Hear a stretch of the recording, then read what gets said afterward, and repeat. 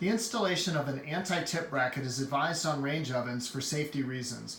An alarming statistic is that from 1980 until 2006, nearly 150 incidences have been reported of range ovens tipping over. 33 of those resulted in death, especially to small children.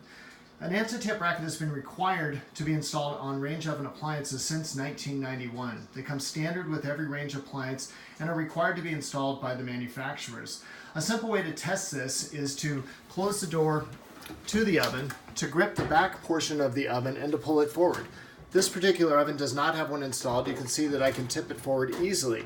And the truth is that probably 80% of the range oven appliances I inspect do not have anti-tip brackets installed.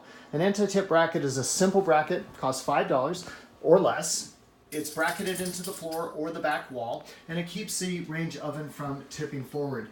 If you've had a range oven appliance installed and it doesn't have the anti-tip bracket installed, I would call that contractor back and ask them to install it. If you want to do it yourself, you can buy an anti-tip bracket at any hardware store. They're readily available, and most manufacturers will send you one for free. So check your oven. If you don't have an anti-tip bracket installed, please install one for safety reasons. Thanks for watching.